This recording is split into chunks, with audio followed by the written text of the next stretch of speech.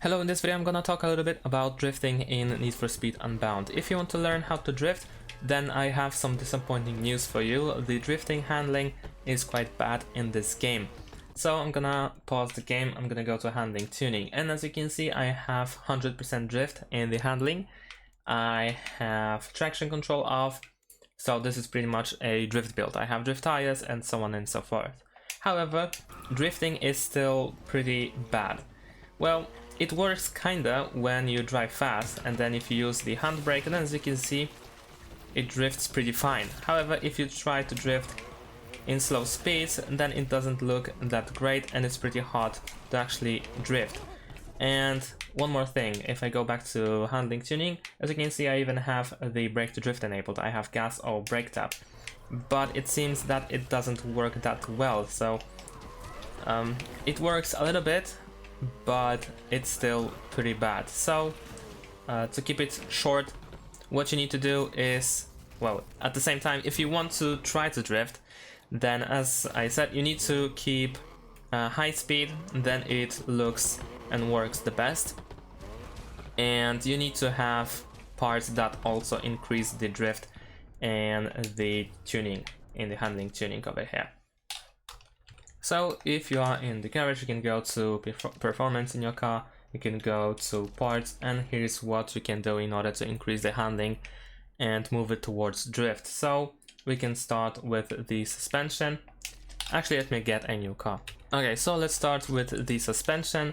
The better parts you buy, the more the field of handling is increasing. So as you can see, if I try to equip the elite parts of suspension, then the range of handling is increased, of course. So better parts and the bigger range. And you can use some of the parts. For instance, right now I have all-wheel drive car, so let's see if there are actually some tires for drifting. There are still, so that's good.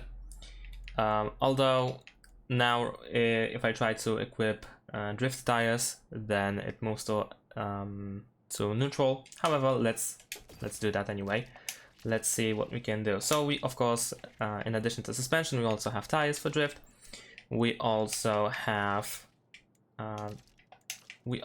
differential. This is what I was looking for, and it gives the most out of every part.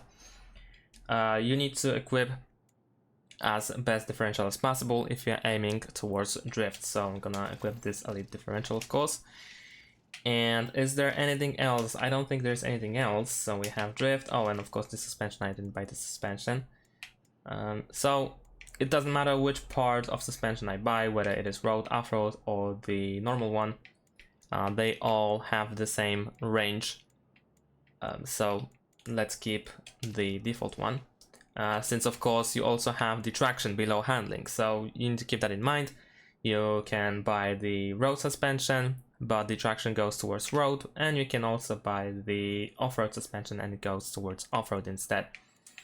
So I'm gonna buy this one, the normal one, or the neutral, and of course it all depends on the car. So for instance, right now I have Ford Focus, and as you can see, even though I bought the best parts possible for in terms of those that can affect the handling, it still didn't max out. So I cannot reach 100% drift. Not every car can do that, so keep that in mind. I would say that mostly rear wheel drive cars have this option, and they have the possibility to actually reach the 100%. So let's take a look. Let's get the RWD car. Let's take this out from Romeo. And let's go to performance, let's go to parts, and once again let's choose suspension. We're gonna keep it short. In this case, as you can see, even the suspension doesn't do that much. But let's try tires. So like I said, it varies from car to car. But if you expect some cars to be drift builds, like, I don't know, like RX-7, this is pretty known car for drifting, then there is a high chance that you will have no trouble with making it 100% drift. And yeah, I think that's pretty much it. And of course, in addition to that, what you can do is go to handling. You can do that in the garage, you can do that while you are driving in the free roam. You can do this, you can move the handling towards the drift. And of course, if you're aiming for drift, then you need to get the highest percentage for drift as possible.